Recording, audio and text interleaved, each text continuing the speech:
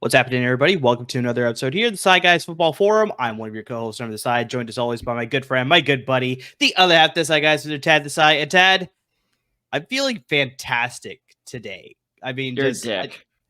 I'm sorry, but I mean, Colts came away with the win too, so I mean, that's still good. Go on, do what you were gonna do. It's one of those few times where it's like, I love seeing Dallas lose, right? Like, I mean, I think we can both agree on that one, That's right? fair. That's fair. I'll stop yapping there. Yeah. On top of it, I love to see the 49ers win. But I think the only thing that makes it better, specifically for me, I don't know if it's the same for you, obviously, but just seeing the Niners beat the Cowboys. I think just like fantastic. And then that's the cherry on top of the Sunday, right? It's like we all expected it to be a lot closer of a game. I was actually kind of, quote unquote, disappointed watching the game that it wasn't as close as it was, but that's exactly what it was. The Niners just absolutely controlled that game from the outset of just like Dallas was not in that game, I should say, at all, really. I think it was at close at one point after the Gavante Turpin touchdown in the second quarter, but after that, Niners just ran away with it. I mean, they're looking like, and Tad, really quick question off the bat here, and I hate to sort of throw this as a bias question for myself here, but just, are the Niners the best team in the NFL right now? They're out there. I'm not going to lie. It's because Sunday was a litmus test where I was like, okay, that's exactly what it was. Yeah. How good are the 49ers really? And at the end of the night on Sunday, I'm sitting there going, okay, so we got Eagles, 49ers, NFC Championship. Got it. I'm like, okay. The rest of the season doesn't matter. It only matters because of fantasy. Otherwise, it's going to be barring any injury, is going to be the Niners versus Philadelphia. Like, there's just no question about it. And I think the big thing for me, too, is just that, yes, the Eagles are undefeated still, and obviously the Niners are undefeated, but just looking at what the Eagles have done over the past 5 weeks compared to what the Niners have done in the past 5 weeks, I just feel like the Niners are a more confident 5-0, whereas like the Eagles, they look shaky at times, especially against the Rams this past week. Against the Commanders, they had to win it in overtime on a field goal. So I mean, it's just like, I know this is still September, October, whatever it is. It's still very early in the season. So it's like they say you don't want to be peaking at this time. You want to peak once you're closer to December, January, when the playoffs matter, obviously, when it's around.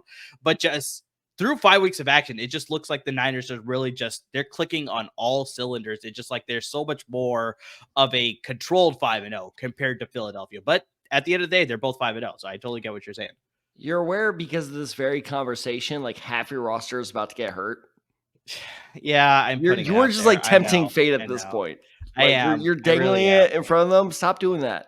I really am. We should move on. We should definitely. 49ers are terrible. Trent Greenlaw is overrated. Fred Warner's terrible. Oh, dear Lord. We don't really need him. Christian McCaffrey, how good is he really? Like, come on, man. You're using all the wrong talking points. I know. But it's very exciting. It's very exciting. I was really happy after that game. And you just got Randy Gregory. God, you suck. Yeah, it's crazy. I'm feeling really good right now.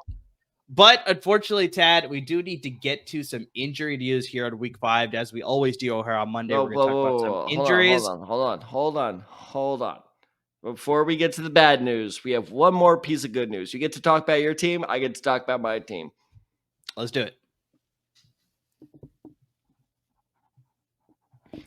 He's back for our listening audience, which was very anticlimactic of like what were those 5 seconds of silence.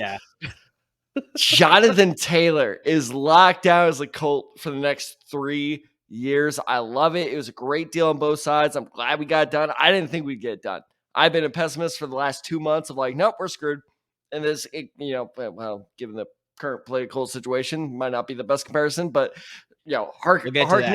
harken it back to 2 years ago when we were almost at war with North Korea. I'm like, nope, this is it. That's it. We're screwed. And I had the exact same attitude going into the Jonathan Taylor situation. Credit where it's due. Chris Ballard got done. Jonathan Taylor, you got your cash. Let's get some wins, baby. Let's get some wins and hopefully get some yards. Because, I mean, as great as it was signing him, it was just interesting to see him not get involved as much as Zach Moss did, who had a fantastic. He hasn't played in like 6 months. But just still. No, I'm not worried yet. I'm not worried yet. All right. No, that's fair. That's fair. In fact, Jonathan Taylor is one of my favorite buy low candidates. There you go. I think we may have to unfortunately the guy who has him in my league he's smart. He's holding on to him. Like, damn it. Yeah, for sure.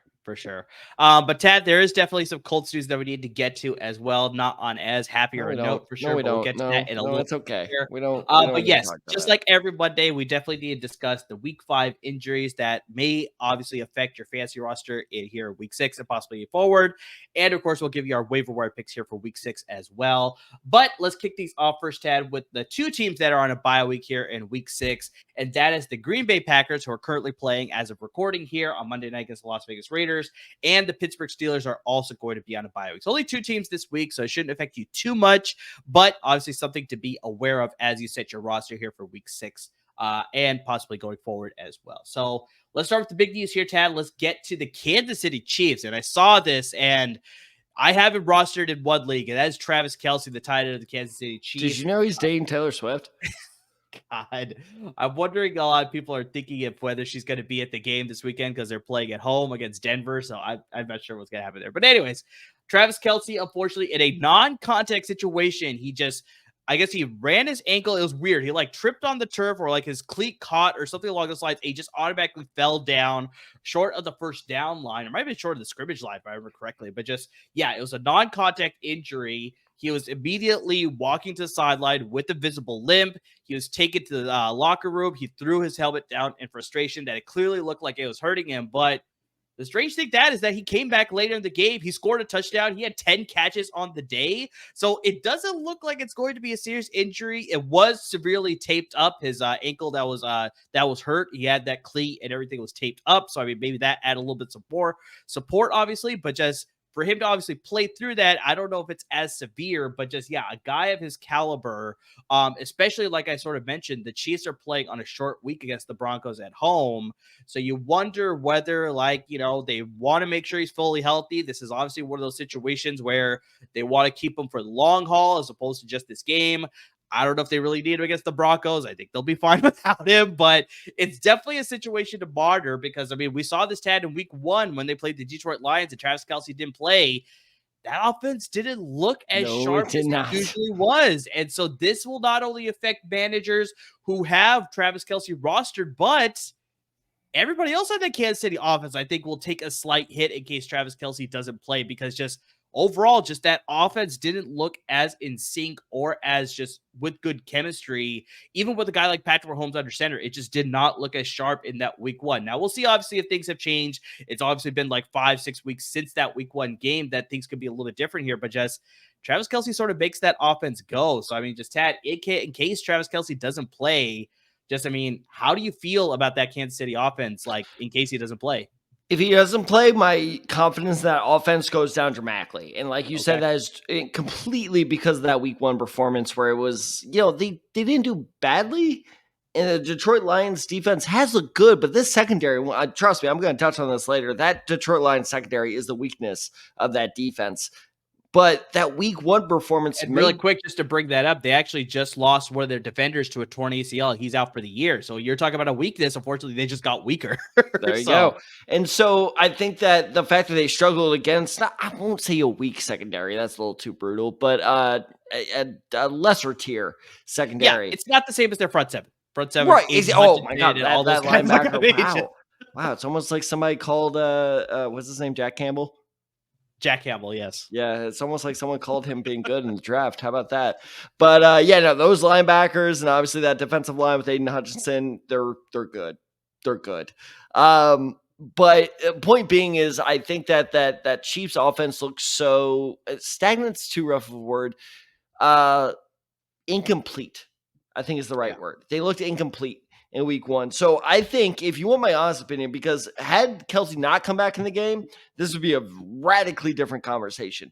But he came back in, like you said, he ran a great little curl route that was actually right when I got back home. I missed a lot of football watching this past Sunday, but I did see that, where Travis Kelce ran that just beautiful little like curl route and then just dove in untouched. It was great. So the fact that he's back in, I think that he will play this weekend. The bigger question to me is how big of a part is he going to play in the game plan since he is hurt? Yeah. No, that makes sense. It took a little while to get there, but that does make sense. But trying to formulate the thought on the fly. My point being, wasn't big and part, and there are a lot of words going out there. But my point being is, like, I think that he will definitely play. He will start, but I don't think they're going to throw to him as much. So how does that affect the offense?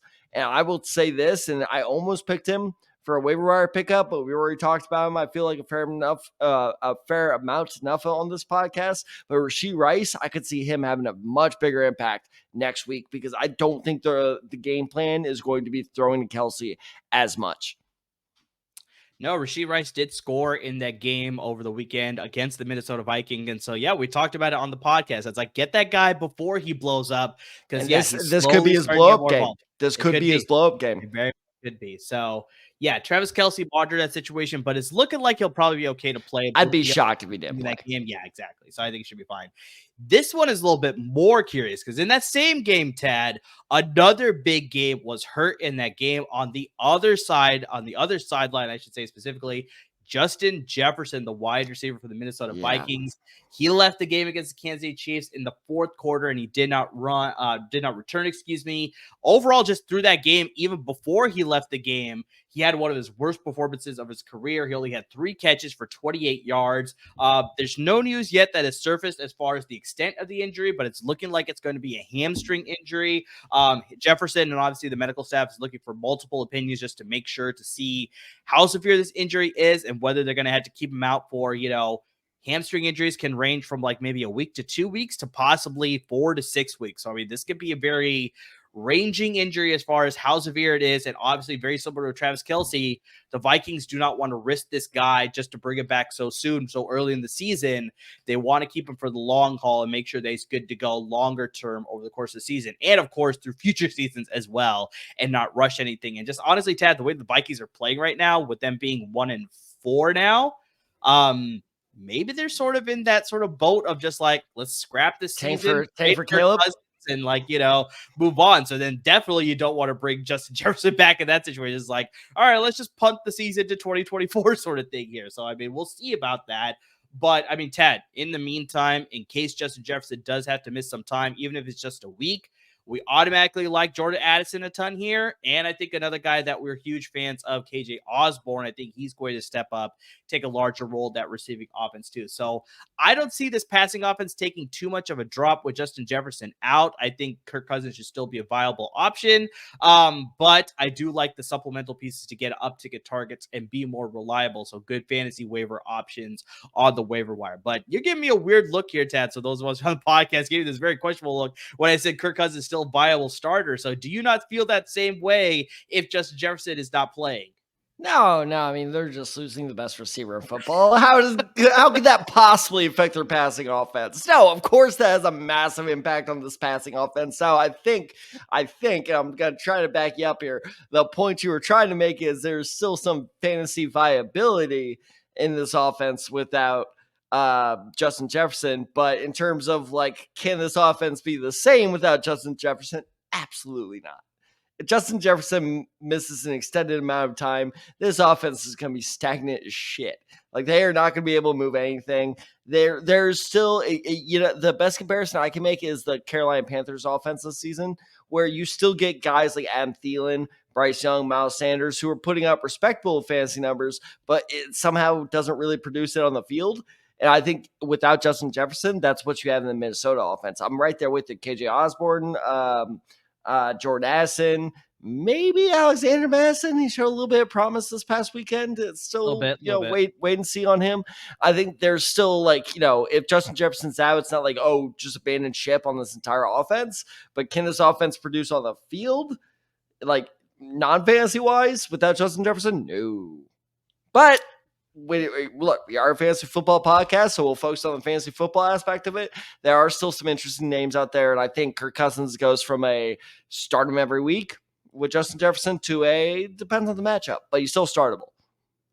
Yeah, I think that's the biggest thing is that, yes, obviously missing Justin Jefferson from your offense is going to be a huge hit to your overall offense. But I'm just saying, yes, in a fantasy aspect, I think they're still going to air it out. Yeah, Unfortunately, yeah. like Alexander Mattison has been looking good, but not great the way a Yeah. lot of people expected in the offseason, especially with Dalvin Cook being now the member of the New York Jets. So it's just like that sort of thing has led to them passing more. They still have TJ Hawkinson, so they have a trio of good pass catching options that's like you don't know who you're going to have to cover in a defense to worry about who's going to go off. And so I think that's more what I wanted to speak to is just like, yes, Justin Jefferson automatically makes an offense any better, but just, yeah, I still think there are going to be some good chances that they'll still produce pretty well, the receivers as well as Kirk Cousins, even with Justin Jefferson out. But yeah, long term, if he's out for a long time, that could be a very bad situation for the Vikings on the field as opposed to fantasy wise. No, very much so. Now, if you do have Kirk Cousins and you're like, well, shit, who do I need to back him up with? I do have an interesting pick. How about this? Let's hear it. I think it's time to pick up Baker Mayfield. Interesting. Yeah, let's hear about this one. Okay, so he's available in 87% of ESPN leagues. He's coming widely available. He's coming off a bye week, which I think is the reason why that number is so high. Makes sense, But I mean, you look, he's coming off 22 points against what's looking like a fairly impressive New Orleans defense. And New Orleans and Tampa Bay always play each other tough. So the fact that he had 22 points, I'm liking. And then you look at his schedule going forward. They have Detroit next this upcoming week, and then they have Atlanta after that. So they have a pretty soft schedule. And this is a Detroit defense, like we talked about. I said I was going to touch on this. This is where I'm touching on it. Where the Detroit secondary showed you Aiden Hutchinson. They did have an interception. Who got the interception? It was not the secondary. It was Aiden Hutchinson. Like that. If that defensive line, it was so good. It was so good. That was a great way to start my Sunday. But I think this Detroit secondary is pretty vulnerable because they allowed Bryce Young to score almost 18 fantasy points this past weekend. And that is a Bryce Young that has not been doing well, especially when it comes to fantasy numbers. He's been borderline irrelevant. And this is the first week where people were like, oh, shit, should we pick up? I literally had a friend text me like, should I pick up Bryce Young? I'm like, don't do it. I'm like, don't fall for the trap. Don't do it. So my point being is they have two pretty soft matchups when it comes to secondary in Detroit and Atlanta coming up. Baker Mayfield, I think he's finally found his home in Tampa Bay. It's very possible. He's looking very comfortable in that offense. You obviously have the bye week now, so it's just an extra week to sort of just obviously learn from what your mistakes were over the first course of the season here, the first quarter or so, and now you're sort of ready to go for the rest of the season as well. So it's like, some people don't like the early bye week. I'm not a huge fan of it, but I think in some cases it can also be beneficial for you for the entire season going forward. So yeah, in this case, maybe it can work out for the Tampa Bay offense and they can sort of get forward a little bit there. Because also remember, we brought this up before the bye week for Tampa Bay, but Mike Evans was dealing with a calf injury, and so I think he's going to be perfectly fine, so he'll be ready to go for the rest of the season too. So yeah, I think this should be good. But Baker Mayfield, sneaky good addition here. And I think you may have to pick him up for this next quarterback that we're going to bring up, Tad. I'm sorry that we have to bring it up, but it's unfortunate here that it's just like you hear this constantly. I feel like we brought this guy up on a lot of our episodes so far this season. Stop running the ball. We have to bring up his name again. The quarterback for the Indianapolis Colts, the rookie Anthony Richardson, he is out for a considerable amount of time. He took a hit in the second quarter of the game against the Tennessee Titans, removed from the game afterwards. He was on the ground for like a good minute or so, like just holding his shoulder. He was just like, he was in pain. He was obviously when he was walking off, it was hard for him to move his shoulder. Barely able to move it. It's looking like it's a serious injury. This is his third injury now, Tad, in a 5-week span of the NFL season. I know a couple of them were like concussion related. Then he obviously had the leg injury, and then now he has the shoulder injury. We get it. Let's go. Reports are diagnosed this injury as a grade 3 AC sprain, and that would mean Richardson would need to miss at least a month. We're still obviously waiting to see multiple opinions about to see how severe this injury actually is. We're going to see whether they're going to have to place him on IR. If they do place him on IR, that's don't you put that evil on me, Ricky Bobby. That's a guaranteed 4 games that he'll have to miss if they do put him on the IR list. So we'll see about that. But it has already been confirmed, Tad, against his former team. Gardner Minshew is going to be starting in week 6 against the Jacksonville Jaguars. So that has already been confirmed. We'll see about the long-term week 7 and going forward, whether Anthony Richardson will return or not. But yeah, Tad, it's just unfortunate that, like I said, 3 injuries in a span of a 5-week, season here. I know they've all been different injuries, but it's just like some of the things that we were sort of talking about where it's just like, I don't know whether that's his own aggressiveness that, Shane Steichen is calling his players to be like, okay. It's not. It's his. Okay. Sorry to interrupt you, but No, please do. You know more than I do. Because a couple weeks ago when he got what was the Houston Texans injury, was that a concussion? Was that what it was? That was the leg injury. I think that was the knee injury, right? Concussion happened, I think, the following week. Don't worry. But the fact that we're even mixing them up is sign enough. Is whatever the Houston Texans injury was, where he had that touchdown, where he's running in, he got leveled there. That was a sign of like, okay, no, this is like a him inflicted / a team inflicted thing of like that was just bad play call. We can't send the skinny 21-year-old kid out there to take those hits. But the play he got hurt on this past weekend wasn't even that big of a play. Like, it was like a 3-yard rush by him. He barely got hit. He just got hit the wrong way. And, he didn't even get hit the wrong way. He really just fell on it the wrong way. He got landed on, Yeah. He sacked him. Or I don't know if he sacked him, but he tackled him, but he sort of landed on him. It was after like a 3-yard rush. But the whole problem is now I have concerns of just like, you're a running quarterback, man. If you can't run and sustain yourself, I don't know if you have a future here. That's the problem. And yeah, that is extremely cutthroat to say, but that's the bottom line of like, okay, if we can't utilize your skill set to the best of its ability without you, like, look, what's the point of having a quarterback if you can only play half the season? Exactly. This is exactly what I thought Lamar Jackson would be. And this shows you how special Lamar Jackson is, because Lamar Jackson plays a very similar game, but he sustains these types of hits where Anthony Richardson, I'm not sure if it's because he's young, if it's because he's not used to it, but I'm having real sustainability concerns. I no longer have skill concerns. I have completely bought into him. He is a great quarterback. I hope he can stick around for the future, but in terms of, physical health wise, I'm not sure if he's, built to last in the NFL. So if there is I think Drake May, despite his struggles this year, is going to go in the top 10, but let's say Michael Penix, for example, if for some reason, especially after the year he's having right now, if he slips in the second round and the Colts decide to take him as an insurance policy, I wouldn't hate it. Yeah, at this point, you kind of need that insurance policy just based on what we've seen. Because I don't hate Gardner Minshew going to, like, I still have faith. Like, okay, we can win this, but Gardner Minshew probably will not be on this roster next year.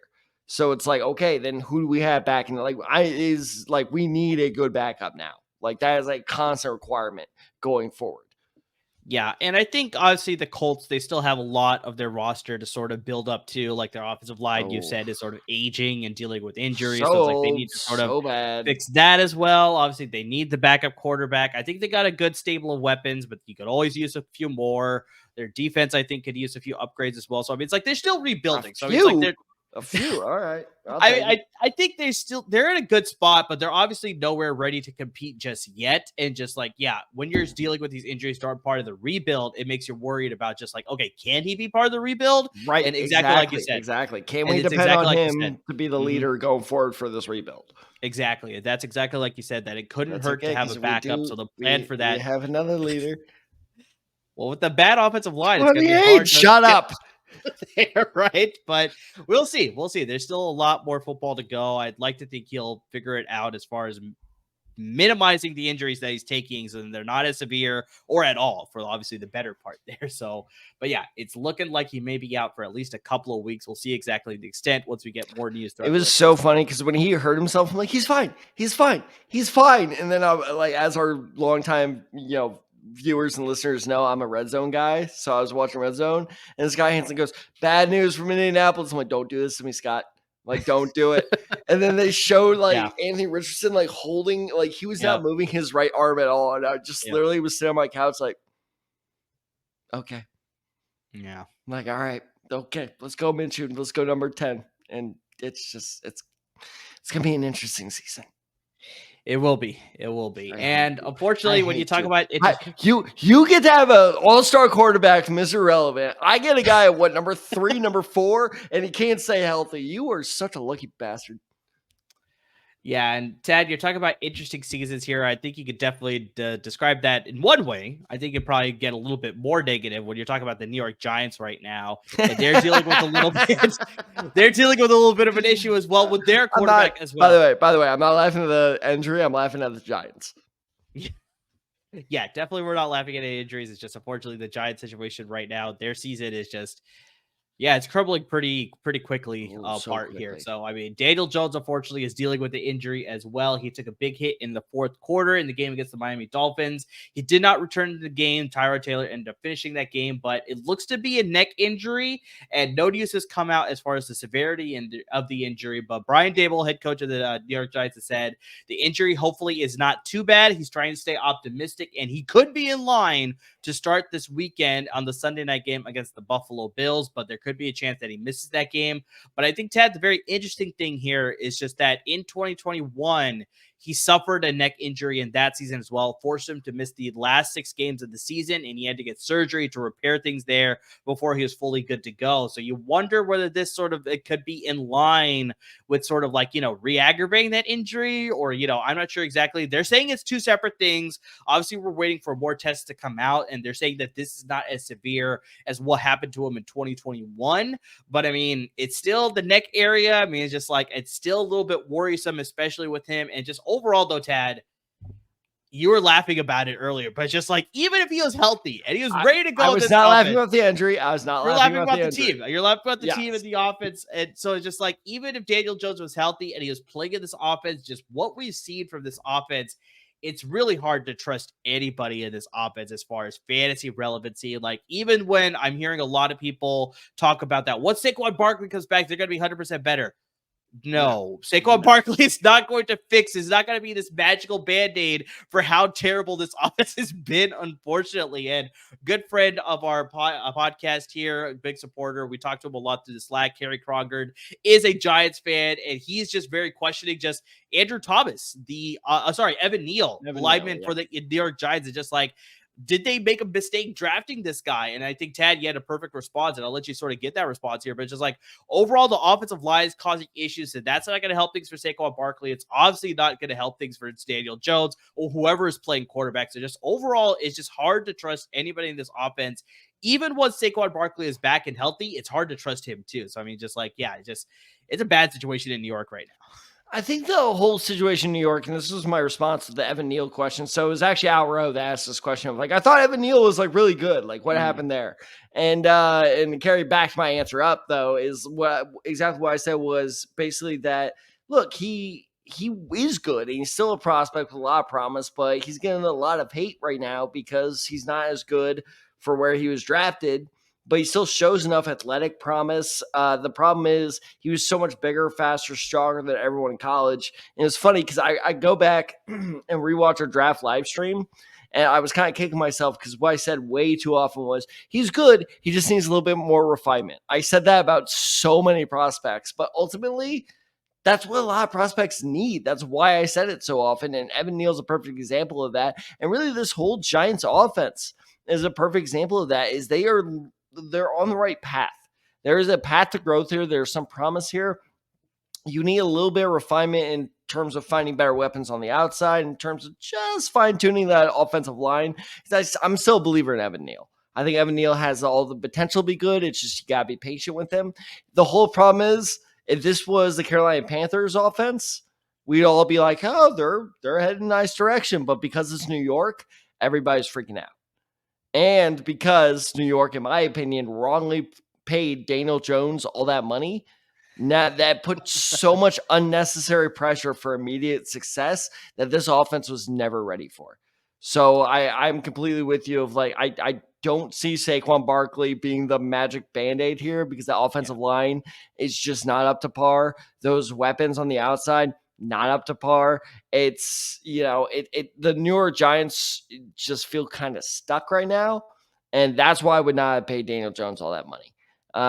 Because it just puts so much unnecessary pressure on an offense that you guys are on the right path. I'm not saying Daniel Jones is not an NFL starting caliber quarterback. He is. He proved me wrong. I didn't think he was. He's convinced me otherwise. But with the weapons he's got, I don't blame him for sucking right now. Like there's very little for him to do. They're basically asking him to do they're asking him to be Josh Allen. You are not Josh Allen. Daniel Jones is not, but he's still a very capable starting quarterback. So it's just about like, how do you create those support systems around him? And this year, they're just not there. Yeah, and I think just the big thing, exactly like you laid out, where it's like you play in a market like New York where automatically all of the attention is going to be on your team regardless. But then you throw in the fact that they made the playoffs last year and they upset the Minnesota Vikings. So it's like you expect more from this team, and just the performance that they're putting out on the field right now is just not living up to those expectations that a lot of people have set in the offseason. So yeah, it's just a lot of pressure on Daniel Jones, a lot of pressure on second-year coach Brian Daboll. Hopefully he was going to be the fix for Daniel Jones. It's just that has been working. They've been dealing with injuries. But that's the thing is, you can see the frustration.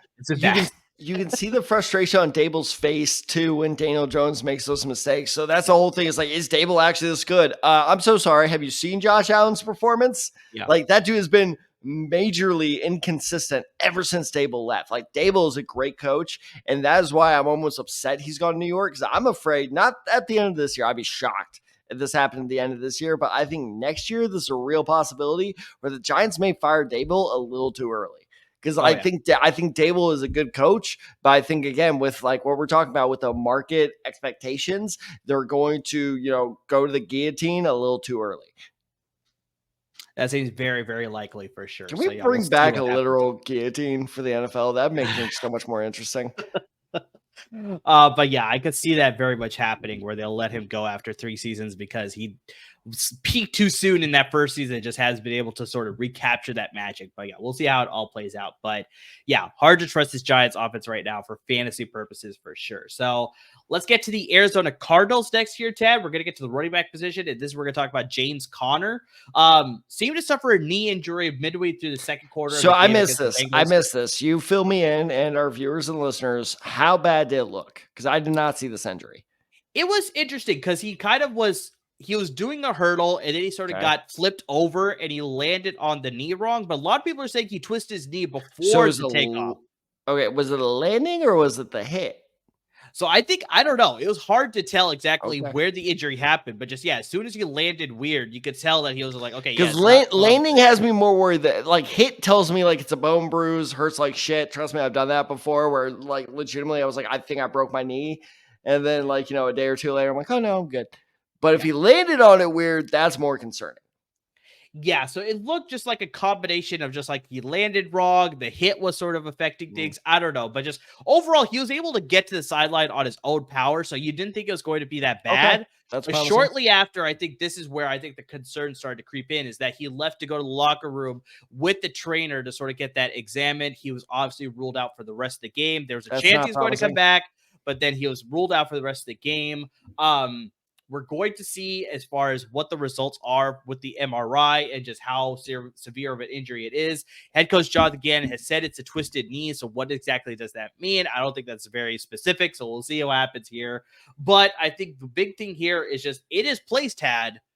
Your boy from TCU, the undrafted rookie, he was able to come in, stepped in. He performed really, really well. And that is the running back, Emari Demercado, out of TCU. Like I talked about, the undrafted rookie with the Arizona Cardinals, now formerly of the TCU Horned Frogs. And I mean, I think this is the guy that a lot of people are going to be clamoring to pick up off the waiver wire, because if James Conner can't play this week, and there's a possibility that he may not be able to go, I think just Demercado looked like he was filling that role pretty nicely. He had a game-high 10 rushing attempts, even when James Conner was in the game. So, I mean, he was the clear bell cow.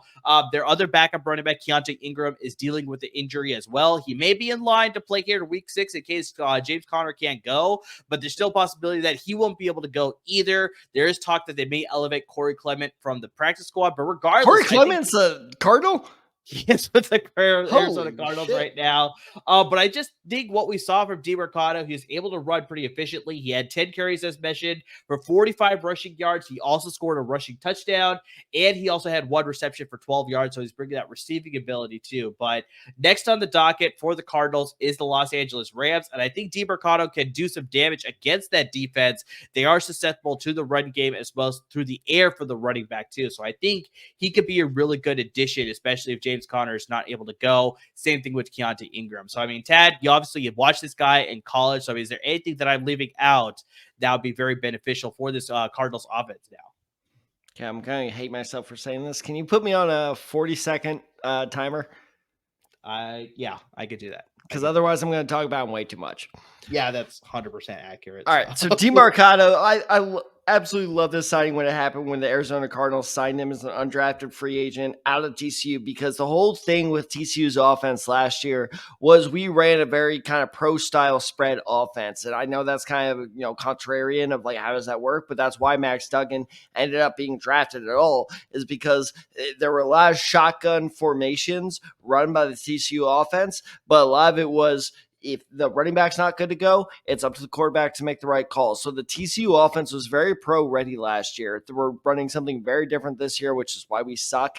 But this is why Demercado is doing so well with the Arizona Cardinals, is because it is a very similar offense being used in Arizona. Thank you so much for not having that go off. But Arizona is running a very similar style offense under Cliff Kingsbury,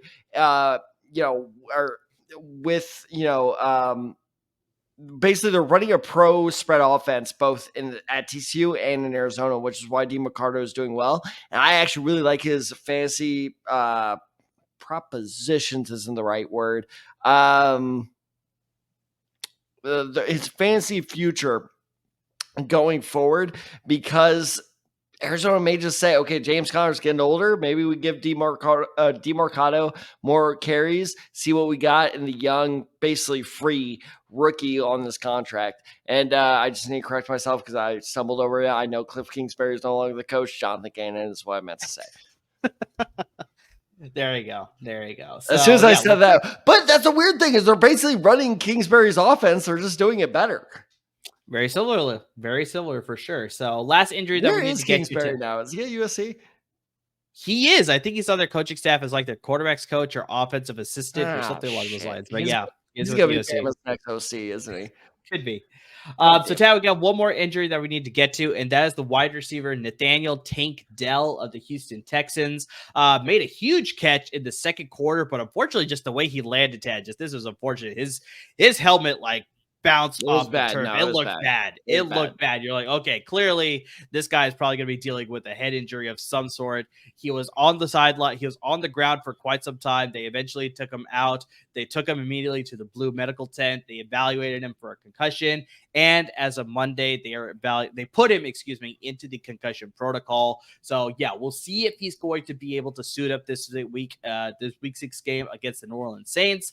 But yeah, he was surprisingly a pretty big part of that offense. Like, I remember seeing this guy, Tad, out of the University of Houston, and I was like, I don't know if this guy is going to translate to the NFL. I compared him a lot to Tavon Austin. I was like, this guy was like, they used him as that gadget guy. I think they called him like the OW, the offensive weapon on their roster. I remember that for a while.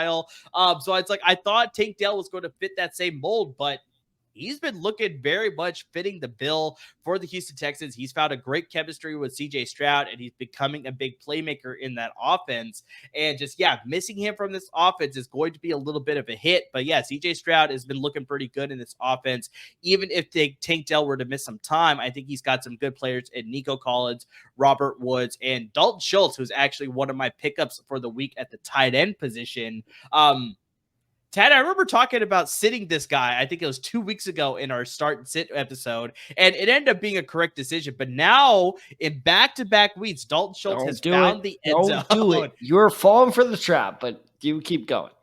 I think in this case, he's not going to be a long-term starter, but I think with Nathaniel Dell possibly being out for an extended period of time, whether it's just a week, whether it's 2 weeks, maybe it's a little bit longer, we'll see the severity of the concussion. But it's just like, I think it just took a little bit of time for the Texans to realize that it's like, hey, we have a Pro Bowl tight end that we're not using at all. And so now they're finally starting to use him in that game against the Atlanta Falcons over the weekend. Schultz led the team with 10 targets. He caught 7 of those targets for 65 receiving yards, and he had a touchdown. As I mentioned, he had back-to-back games now with scoring a touchdown. with Tank Dell possibly missing time, like I said, I think he could be a steady streaming option with Tank Dell being out, that he'll be a good supplemental piece to Nico Collins and Robert Woods in the passing offense. So yeah, I don't like him long term. I still think unfortunately, this offense just doesn't utilize the tight end as much as we want it to. But in the short term, with Tank Dell being out, I think this just gives another weapon for CJ Stroud to utilize. But are you feeling a little bit differently here? I'm feeling completely different. Okay. No, because here's why, is because like exactly what you said.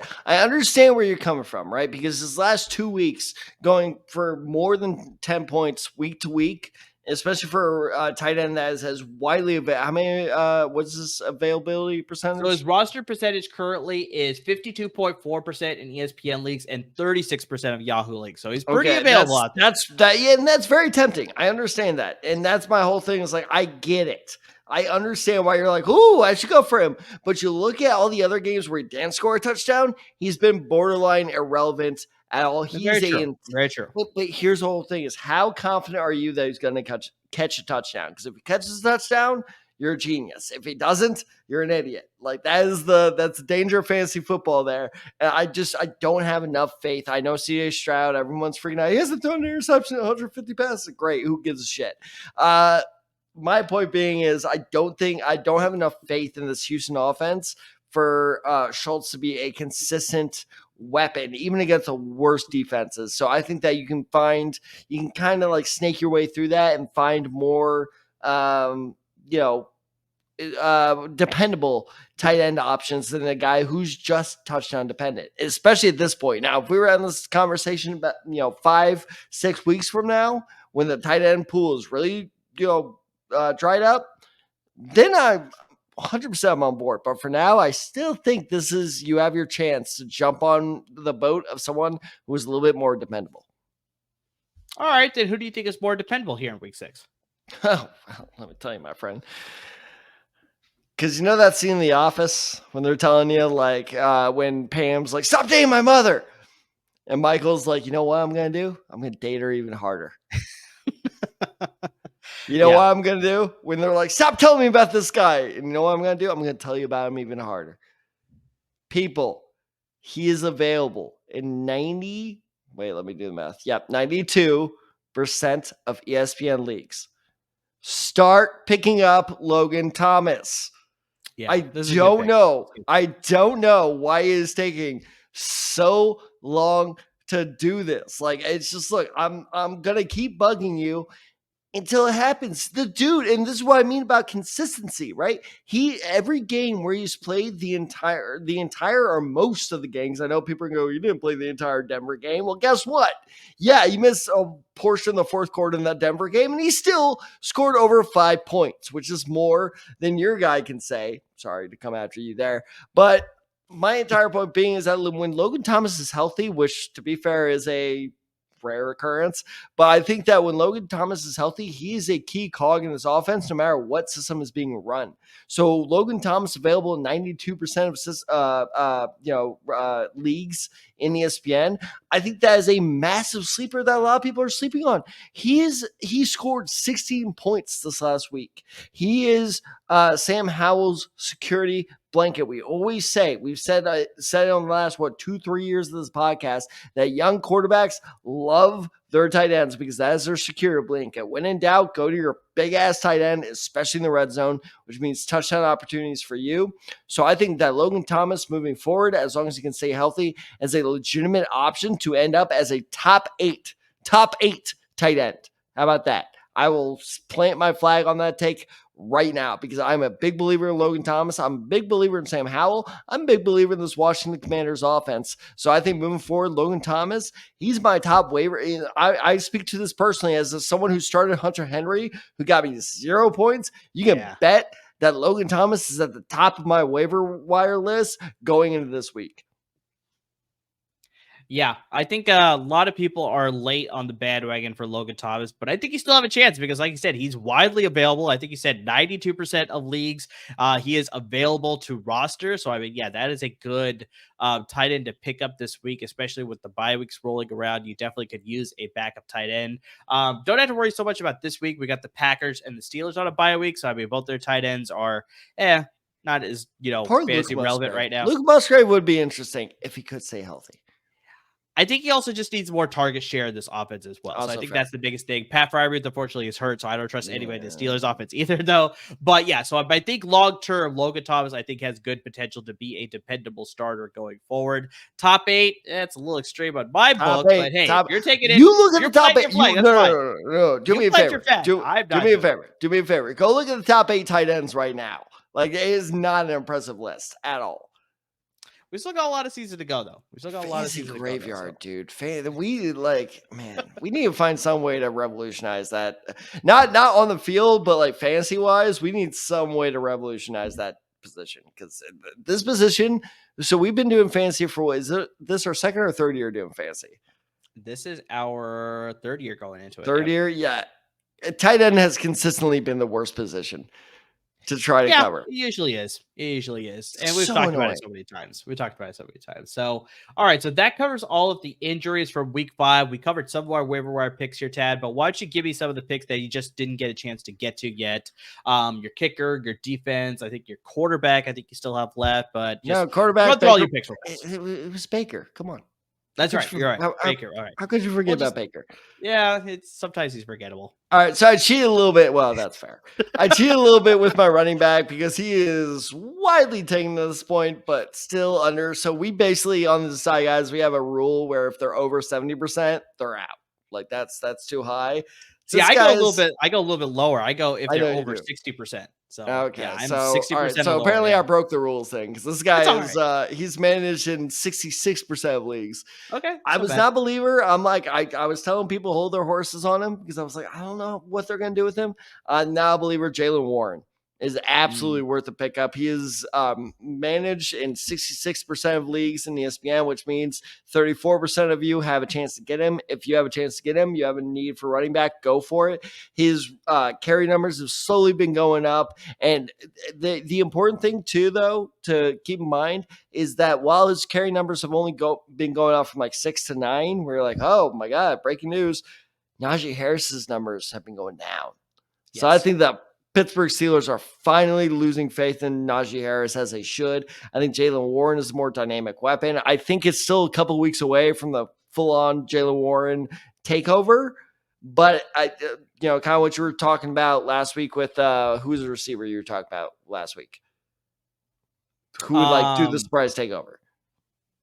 Oh, Rashee Rice. Exactly that. It's like Jaylen Warren is going to have a week in the next, 2 or 3 where he absolutely breaks out and people are like, okay, he is the Steelers guy going forward. You need to get him before that happens because when that happens, he's going to be the top guy. And if you're doing okay, you're not going to be there. So Jaylen Warren, I think you should get him now. Receiver, Josh Downs. How about that? I think I like him a lot because not only is he the stretch the field guy, number 1 on the Indianapolis Colts, he's the stretch the field guy for them, but also they make up these plays specifically for him where they create space for him in the middle of the field. So not only is because that's the key right there, is not only is he the deep field guy, but he is the guy that are like, okay, let's just give him space to work with and he'll make something happen. He's kind of like the Colts, Brandon Ayuk, to be perfectly honest. So he is slowly stepping into that role. And another important thing is he has proved not once, but twice now, he can perform well without Anthony Richardson. So that is a very interesting name moving forward because like you said, we don't know how long Richardson's going to be out. In terms of defense and kickers, I like the Jaguars defense. It hurts to say they're playing the Indianapolis Colts next week. I know people are like, Gardner Minshew's good. He beat the Ravens. The Ravens miss half their defensive starters that week. So I think that is a very important piece of context to keep in mind. While Minshew is not a bad backup quarterback, he is still at the end of the day a backup quarterback. This Jaguars defense is looking really, really, really good. Don't forget they basically up until the fourth quarter contained this Buffalo Bills offense that is much, much more talented fairly well. So I'm taking the Jaguars to win next weekend all the way. So I like the Jaguars as a pickup. They're available in about 80% of leagues. And then finally, a guy that you brought up, I believe in week 1. Let me look up his first name real quick. Blake Groupie. Yes. I like him a lot. This Saints defense, ever since that Derek Carr has come back looking, quote unquote healthy. I wonder how much shit they're injecting into his shoulder, but whatever. But ever since he has come back, the Saints offense is the perfect kicker offense because they are like moving the ball down the field, but they always seem to tend to stall.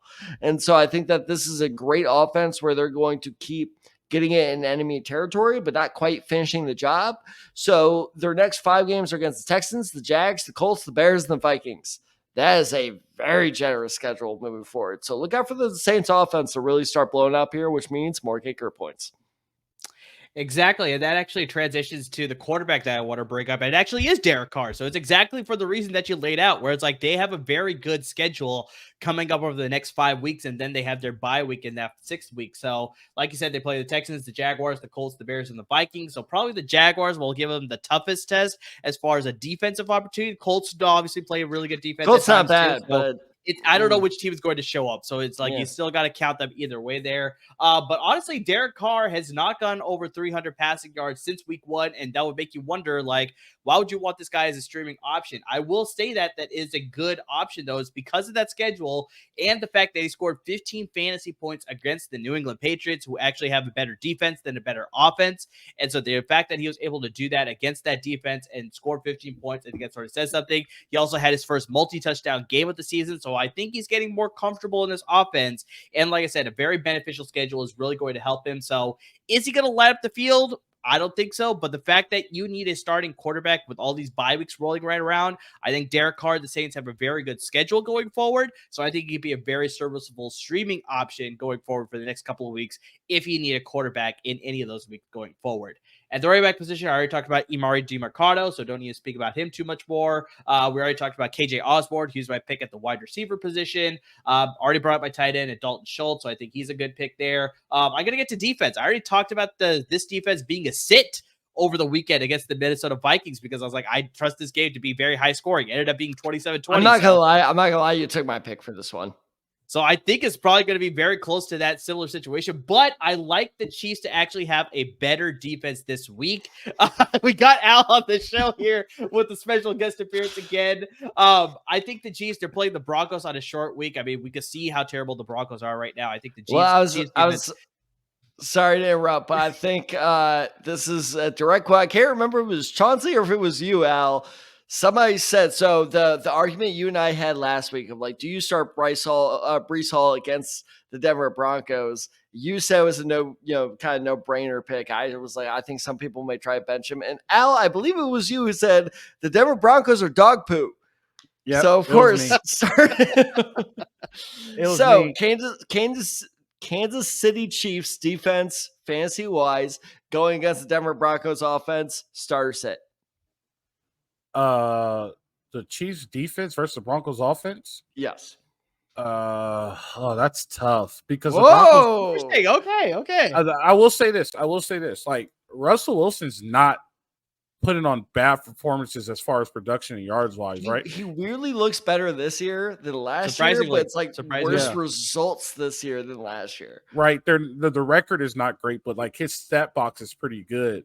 And the Chiefs defense always early in the season is not great. I don't know why. Like they seem to turn it on and fix it at the end of the season. So that's why I say it's tough. Like the Chiefs may win 42-3, but Russell Wilson might pass for 250 yards and have, a bunch of first downs and things like that. And his completions and QBR will be great. So that's a tough one for me. And by the way, I started Breece Hall and he showed up for me. Just to let you know. Welcome. You're welcome. Thank you for that, Chad. I got you, buddy. So last thing I'll ask though is because this is the key part with starting defenses is so like because I completely agree. I could see Russell Wilson because this is what he's been doing all year. Like having a solid stat line. It's with the situation and the context surrounding these games.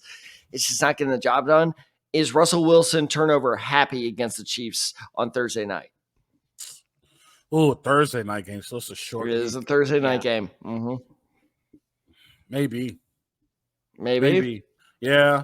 Here's the deal. The Denver Broncos offensive line isn't great, and the Chiefs offensive line is pretty good. You know what I mean? And so if they're fired up and they're ready to go, you could get where are they playing? Are they playing in Missouri? This one on the short week is in Kansas City, so that's going to play a factor as well. So they're playing in Missouri on a short week, and they just were in a dogfight with the Jets. I mean, the Chiefs were just in. And they're broken. From reports I read this morning, they're ready for a fire sale. Like they're listening to trade reports. The Broncos are ready for a fire sale. Yeah. So and then you got to remember, like the Chiefs are just in a dogfight with the Vikings, right? And the Chiefs always have something to prove. So I think this will be a Thursday. I don't know. Maybe you don't play maybe you do play the Chiefs defense because they might now that you put all the factors in, maybe you do play them. And I mean, what's the good points for defense? 9 points. I think you get 7 to 9 points out of them on a Thursday night. Yeah, 7 to 9 points is perfect. Yeah, exactly. Yeah. So I think that's a very serviceable start there for sure. So that's why I'm sticking with my pick there. Start the Chiefs defense against the Denver Broncos. Al, I'm going to keep you around. You're going to stay here. Amir, what's your kicker to start this week? Kicker is Cameron Dicker, the kicker of the Los Angeles Chargers. The kicker. So they're coming off the bye week here, week 5. The Chargers coming off the bye week. They have a lot of great games this coming week. They play the Cowboys, the Chiefs, the Bears, the Jets, and the Lions. So all of those teams pose some pretty good defenses, with the exception of the Bears, obviously. But you never know what could happen there. But I like them to be very tough on this Los Angeles Chargers offense. So they'll be able to get down the field, I think, a lot of times. But they may have to set off a lot of field goals. And that's where Dicker is really going to come through and get a lot of field goal points. So I like him as far as in a 5-week span, especially don't have to worry about dropping him, picking up another kicker. They already have their bye week, so you got him good to go for the next 5 weeks at least. So I like Cameron Dicker, the kicker. He was my kicker before his bye week. I was forced to drop him, excuse me. And then I had to pick up Matt Prater. That was a bad pick. That was rough. But no, I like Cameron Dicker moving forward. I think this Chargers offense, even without Mike Williams, is an excellent pickup. So, all right, Al, I'm going to put you on the spot. Any last minute fantasy questions for us? It can be anything. Trade. Actually, I do have a last minute fantasy question, and I'm not gonna lie. It's our league, so I don't even care if it's collusion. What should I? Right. Nobody's watching. Yeah, it's all right. You're good. What should I do with Michael Thomas? Should I keep him or should I go find somebody else? Murray, you want to answer first, or should I answer first? I don't know. Is that a bias because I'm the one who traded Michael Thomas to him? No, it's not. Okay, I'll take it. Then. I don't know if I should answer that question. No. I'll take because Michael Thomas is a fascinating, kind of like Alvin Kamara as well, where like it's like it almost feels like when I'm watching the Saints offense, it almost feels like I'm playing Red Dead Redemption 2, where it's just like a bygone era trying to survive, and it's just like. Okay, so like Alvin Kamara still got it, but how much longer you got it? Like, is this sustainable throughout the season? I have similar concerns with Michael Thomas, especially because he's not putting out those impressive numbers where if, depending on the league you play in, if it's half PPR, full PPR, or God forbid, non-PPR, if it's non-PPR, get rid of Michael Thomas. But Michael Thomas. Are we in a PPR league? Are we PPR? We are in a we're PPR half league. PPR. Are we? We're full point. Oh, well. Okay, that affects my, waiver wire requests moving forward. But my point being is I think Michael Thomas is an absolutely viable flex option moving forward, but I think his days of being a wide receiver 1, wide receiver 2 are done.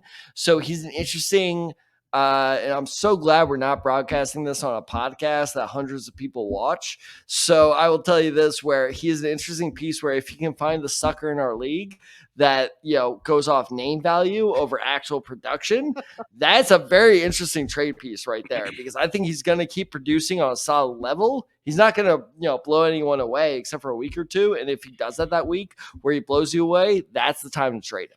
So the reason why I took the trade was because it was for Pacheco, which Pacheco's always good, but Pacheco was a great trade. Yeah, that was blown up. So I had Breece Hall, right? And I was like, all right, I have a dominant running back, and I could use another receiver that I could put in the flex. So now that you're saying that, like, if I keep him as a flex guy, and then on his bye week go find somebody in the waiver wire or use another running back in the flex, I think I'll be okay. But maybe I can't get somebody to trade for him. So I guess it's not that bad. And I'm telling you, I know our league. You're going to be able to find someone. And I think the big thing, Al, me and Tad already discussed this, but my waiver wire pickup at the quarterback position is Derek Carr, and we're both a huge fan of the Saints' schedule going forward for the next 5 weeks, because they play the Texans, they play the Jaguars, they play the Colts, the Bears, and the Vikings before they have a bye week. So exactly like Tad laid out, if you just need a flex option in Michael Thomas, he's still producing. Yeah, it's not going to be the classic, vintage Michael Thomas from when Drew Brees was running this offense with Sean Payton. Payton, but he's still going to get you a dependable amount of catches. He's still going to get you a dependable amount of yards. And if he finds the end zone, that's obviously just a bonus for you. But just, as a flex option, if you don't need him to be a starting wide receiver for you, I think he's perfectly good for the next 5 weeks for sure. Good deal. Definitely. All right. I'll leave you guys alone. Whoa. Hold on. Before Al leaves, I got to do it for the third time. Wait, Amir. All I was going to do was say what's up and leave. And then Tad, rushed me. No, I know. It's all good. We love having you on, man. Well, here's why. And Al, this is to you, okay? This is a rough weekend for me. I lost almost all my fantasy matchups. I went 1 for 3 on my bets because, by the way, the Packers lost by 4 points. Oh, yeah, really? Jordan Love threw a last-second pick. It was really bad. Oh my gosh! But Al, I don't care about any of that. You know why? Because you made my weekend. You know how you made my weekend? He broke the news to you. He broke the news to me. I thought you were screwing. I thought Al Rowe was screwing with me with the JT news, where he said, "Ted, some big things are happening in Indianapolis," and I'm sitting there. I'm like, "Don't do this to me." I'm like, "Don't." Yeah, I sent him this clip. I was the Hawkeye Avengers Endgame one where it's like, "Don't give me hope.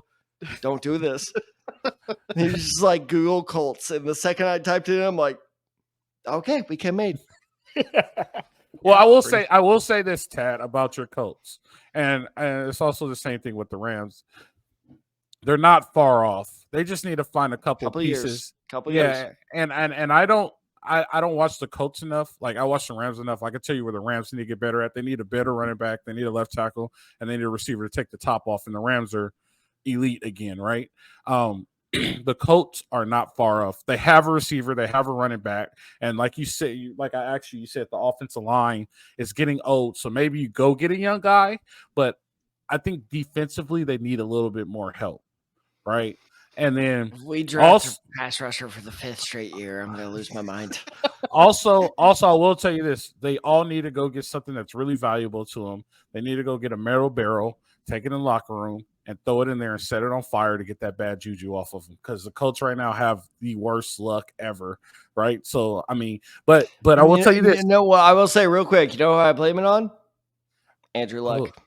Well, you can't blame it on. Is his last name? I absolutely can't blame it on him.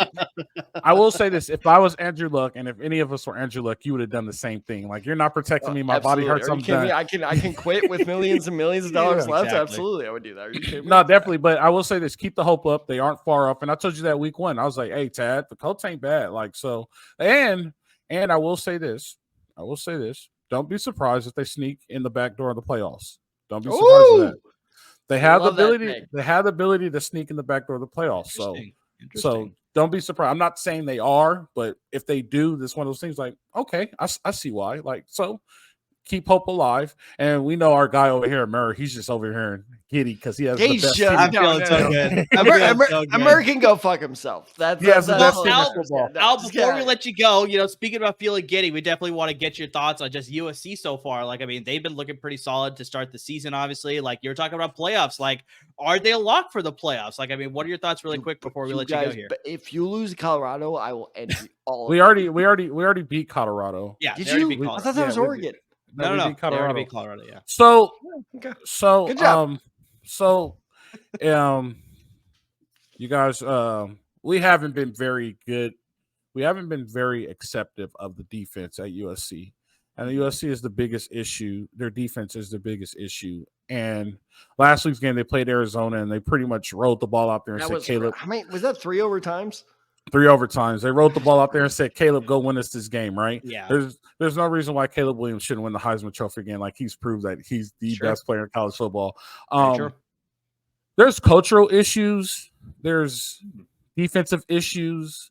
There's a lot of issues. And I've said this on my podcast, and I'm on the USC podcast. They're not a college football playoff team.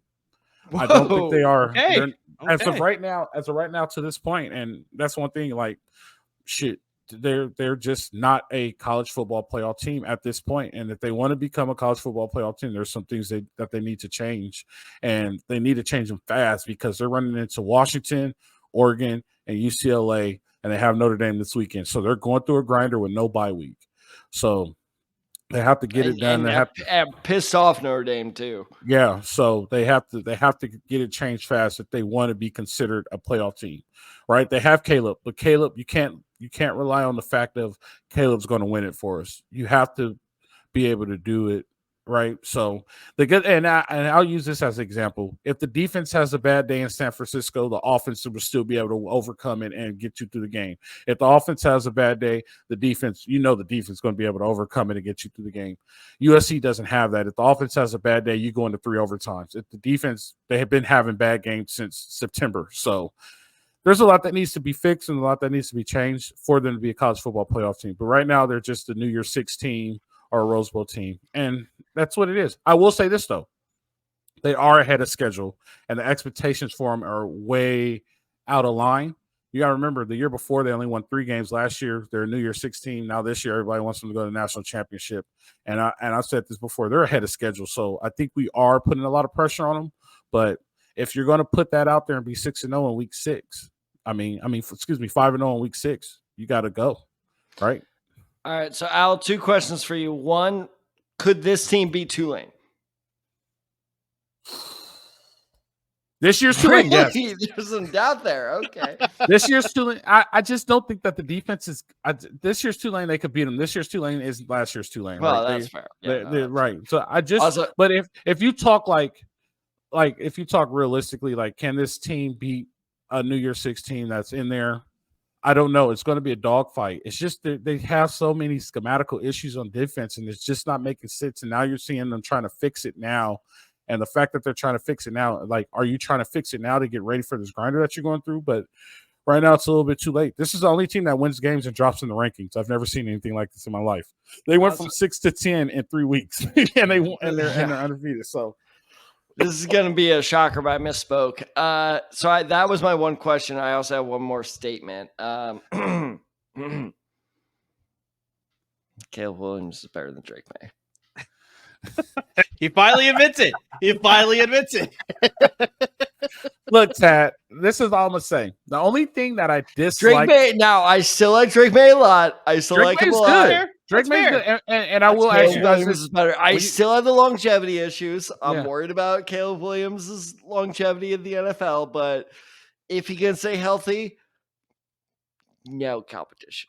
Well, I will say this. That kid is so damn good. Well, I will say this, and if you guys do the preseason stuff, I wish I'm more than happy to be on there, because I love it. It was funny. I don't know if you remember this, where I was really pissed off at the Richardson pick when the Colts took him, and I was just like, "Oh, my big board!" And I love this because if you watch it back, it's hilarious. I'm pissed off, I'm ranting, and you just go, "Can I do a big board with you guys?" While I'm in the middle of my ranting. Yeah, so no, absolutely, you're all that stuff. You are there with us on. Do you know who else I like as a first-round pick at quarterback? And I know this is fantasy football. Penix, because Penix looks damn Michael good. Penix is also good, but the kid at Notre Dame is in a pro-ready offense right now. He's 27. That's fine. He's not 27. He's like 25. Yeah, this is his Brandon 6th year situation. Is that what it is? No, that's exactly what it is. But no, I think he's in a pro-ready offense. I'm not saying go and get him on Thursday night, but if you're looking for somebody that you might want to have a solid backup or maybe be a starter, that might be somebody, and you don't want to pay the price. And my biggest thing, why pay the price for that guy in that round? And you go get him later, and you get him for a cheaper value, right? So he's the Sears Hendon hooker. Got it. Okay. Go get him for a better price. So definitely. Awesome. Well, Al, we appreciate you stopping by. Thank He's you. our resident expert when it comes to USC Trojans. Former USC Trojan Coach Al Rowe. He covers the Salute to Troy podcast, covering all news when it comes to USC Trojans. He gives it to you. He gives it to you anytime you need it. Appreciate you stopping by, Al. No problem. Hey, real quick, Tad, you remember when I said TCU was bad and you got okay, bye, Al. So anyway. Wow. Cut him off right there. That's what happens when you don't join back here, Al. Don't you try it. But yeah, went a little long there. But yeah, we had a very special guest in Al Rowe. Like I said, he covers the USC Trojans for us here at LAFB Network. Gives us a lot of great support on the Slack channel and for our podcast and all that stuff. So yeah, he's a really good guy. Lots of expert knowledge when it comes to the college level as well as the pro level too, for sure. But Tad, that is our episode for today. We covered all the injuries, the major ones. We covered all of our waiver wire picks. But I mean, guys, if you need specific information when it comes to your waiver wire decisions, when it comes to your trade decisions, when it comes to your start sit decision, whatever it is that you need help with when it comes to your fantasy football league, you see the ticker down below. You got all of our handles there. Oh you got my handle at OtherSide23 on Twitter. You got Tad and TadSide94 on Twitter. You got this show handle at the Desai Guys, and of course on Instagram at the Desai Guys as well. Hit us up, interact with us. We'd love to hear your questions, regardless of what it is. We are here to help you out, here to help you win your various fantasy football leagues. If you're listening to us on your, if you're listening to our podcast, make sure you subscribe wherever listening to your podcast, whether that's on Apple Podcasts, Google Podcasts, Spotify. You can listen right on the LAB Network website as well. Hit that subscribe button. Always be up to date with our podcast. If you're watching us on YouTube, we appreciate you. Make sure you subscribe to our YouTube channel as well, so we're always up to date with our YouTube channels. And please make sure you're supporting our parent network. We already talked about Salute to Troy, but we got a lot of other great podcasts covering LA sports on both the college and the pro levels. We got you covered with the Rams and the Chargers at the pro level, and the Trojans and the Bruins as well on the college level. So guys, a lot of great content from them as well. But guys, to everybody who's already interacting with us, who's following us on social media, who's listening, who's watching, I mean, just anything and everything that you're doing, guys, to support us, we really can't thank you enough. And guys, I mean, that conversation you saw just happen with Al, we promise that was not planned whatsoever. Definitely not. It's probably still going to happen because apparently Al and us record at the same time and he just wants to end on our show. Yeah. But that is literally the type of conversations that go down between me and Emari as we're trying to like give you guys advice. It's like we have these discussions, we have these debates. We don't always agree, but eventually we always are like, okay, if we don't agree, let's both give them our advice and they can pick for themselves, or if we do agree, one of us will send it your way. So that is the type of conversation. That is how seriously we take this. My God, I mean, I shout him out almost every episode now, but my good former work friend, now just friend, Jason Davis, hits me up at least 2 or 3 times a week for fantasy advice. I could not be happier to help him out. So please keep hitting us up for advice. Keep hitting us up for, start, sit, trade, waiver wire, any of that stuff. We have your back. So keep hitting us up for all that information. We love it so much. And as always, everyone, thank you so much for watching. Thank you so much for listening. And please stay safe.